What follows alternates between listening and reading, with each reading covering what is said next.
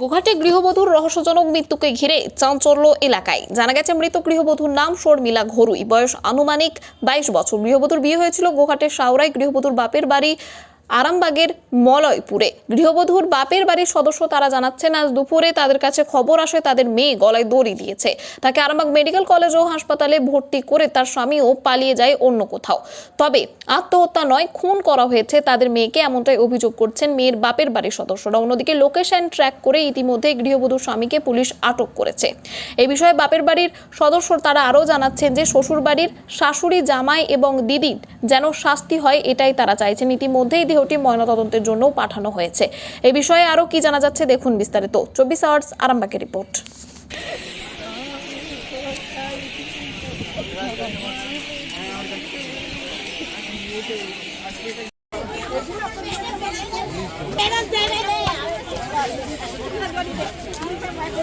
আমার একটাই যে মেয়ে গো, আমি যে কি করি গো।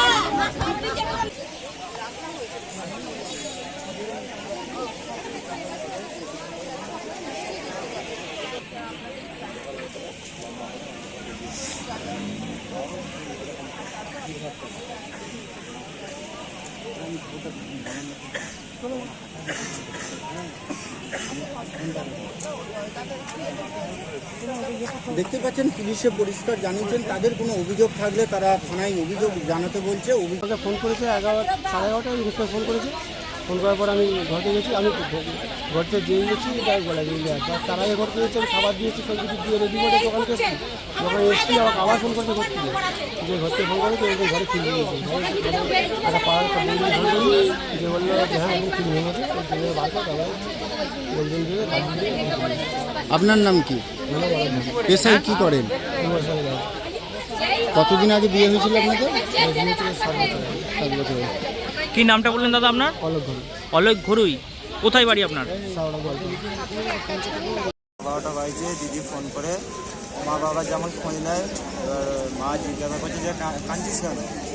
ও বললো যে মন খারাপ হয়ে গেছে, 2-3 দিন ফোন করে না, মন খারাপ হয়ে গেছে তো খোঁজ খবর নিচ্ছে। তখন খুব কাঁদছে, তারপরে বলে ফোন কেটে দিয়েছিল। কেটে দেওয়ার পরে তখন 1টা বাজছে, তখন জামাইবাবু ফোন করে বলছে যে তোমার দিদি গলায় দড়ি দিয়েছে, তোমরা হসপিটালে আসো আরামবাগে। বলে ঠিক, আমরা ওখান থেকে বেরিয়ে পড়েছি। বেরোনোর পরে তো 8 ঘন্টা বাজছে, আমরা রাস্তায় আছি। রাতে শুনছিলাম নাকি মারা গিয়েছে। ওরাই ফোন করে। দিদির বাড়ি কোথায়? সাউরা মুক্তার। সাউরাতে বিয়ে হয়েছিল। আর তোমাদের বাড়ি কোথায়? কেশবপুর মালাইপুর। তোমার দিদির নাম কি? শর্মিলা ঘড়ি। জামাইবাবুর নাম? অলোক ঘড়ি। কত বছর আগে বিয়ে হয়েছিল? হ্যাঁ, কত বছর আগে বিয়ে হয়েছিল? 3-4 বছর। কটা ছেলে মেয়ে ওনার? 2টো ছেলে, একটা ছেলে 5 বছরের আর একটা ছেলে 1.5 বছর। দিদির বয়স কত হবে আনুমানিক? 23। তোমরা কখন জানতে পারলে? তখন ওই তো 12:30। দিদি দেখাশোনা করে বিয়ে হয়েছিল না এমনি? না, পালিয়ে গিয়ে বিয়ে করেছিল। দিয়ে তারপর কি হলো? তারপরে এখানে এসে দেখছি কাউকে দেখতে পাচ্ছি না, ওরা ভর্তি করে দিয়েছে, সাইড হয়ে গেছে। তোমার জামাইবাবুকে কেন পুলিশে তুলে নিয়ে গেল? ওই মার্ডারটা করেছে, ওই গলায় দড়ি দিয়ে টাঙিয়ে দিয়েছে। এর আগেও হয়েছিল, ওর মা ও দিদি ওরাই মারধর করেছিল আগে। তখন কি হয়েছিল? হ্যাঁ, তখন বাড়ি চলে গেছিল তোমাদের বাড়ি? না, ওখানেই ছিল। ওইখানে একটা ফয়সালা হয়ে মির্জা করে দিয়েছিল। কেন করছে কি মনে হয়, কি কারণে? সেটা বলতে পারছি না, সেটা কোনোদিন বলে না আমাকে কেন হচ্ছে। তোমার নাম কি? তোমার নাম? আমার নাম আশিক থাকে। কেশবপুর থেকে না, ননদের বাড়ি থেকে লোকেরা ফোন করে বললো যে এরকম তোমার ভাগ্নি গলায় দড়ি দিয়ে মারা গেছে। তো সেইটা শুনেই আমরা আসছি। কখন জানতে পারলেন? জানতে পারলাম আমরা যখন 2:10-15 বাজবে এরকম টাইম আমরা জানতে পেরেছি। মানে কি করে হয়েছে? কি করে হয়েছে বলতে ওরা বলছে যে ননদের বাড়ির লোকেরা বলছে যে ওরা খবর পেয়েছে যে গলায় দড়ি দিয়ে মারা গেছে, ঘরেতেই মরে গেছে। ঘরেতে? হ্যাঁ, এইটাই ওরা খবর পেয়েছে যে ঘরেতেই মরে গেছে। আপনারা কি বাড়িতে গেছিলেন ওখানে? না, ওরা কোনো বাড়িতে যায়নি, আমরা খবর পেয়ে এখানেই এসেছি। যেন যেহেতু হাসপাতালে ভর্তি করে দিয়ে গেছে বলছে, আমরা ওই জন্যই এখানেই এসেছি। এখানে এসে আমরা তো দেখতেই পেলাম না, কেননা তো বলছে জামাই হসপিটালে দিয়েই পালিয়ে গেছে, এরকম না ফেলে দিয়েছে। কেন পালিয়ে গেছে?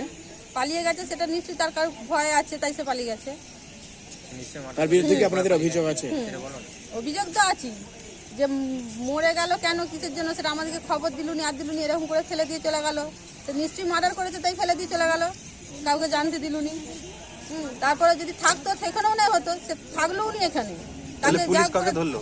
এই তো লোকেশন ধরে তাকে জাগ করে খুঁজে ফাঁজে ধরে নিয়ে আসার পর তবে পুলিশে তাকে ধরে নিয়ে গেল। আমরা সেই তো 2:10-15 মানে আমরা 2:30 বাজে এখানে পৌঁছেছি, সেই থেকে আমরা এখানে বসে রয়েছি, এই আসছে এই আসছে এই আসছে, কিন্তু আসেনি। যিনি মারা গেছে আপনার কি হয়? ভাগ্নি। কি নাম? শর্মিলা। কি চাইছেন আপনারা এখন? ওদের টাইটেলটা কি? ঘরুই। না না, এখন কি চাইছেন আপনারা? আপনারা কি চাইছেন? আমরা শাস্তি চাইছেন? যে জামাইয়ের মায়ের দিদি শাস্তি হোক। কেন থানায় আমরা অভিযোগ জানতো যে তারা খুব জ্বলায়। অভিযোগ করছেন থানায়? হ্যাঁ, অভিযোগ করতে যাই। কোথায় বাড়ি যিনি মারা গেছে? যে মারা গেছে তার বাড়ি হচ্ছে কেশবপুর, হাওড়া মুক্তারপুর।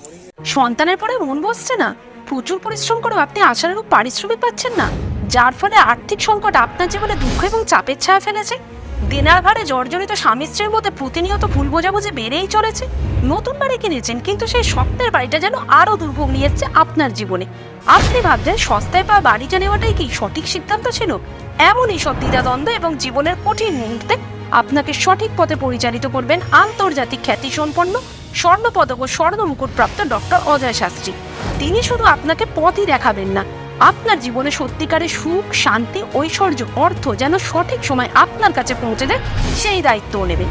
তাঁর অভিজ্ঞতা এবং জ্ঞানের আলোতে আপনার জীবন হয়ে উঠতে পারে নিরুদ্বেগ ও সমৃদ্ধির পথে ধাবমান। তাই আর দেরি নয়, স্ক্রিনে দেওয়া নাম্বারে এখনই ফোন করে ডক্টর অজয় শাস্ত্রীর সাথে যোগাযোগ করুন।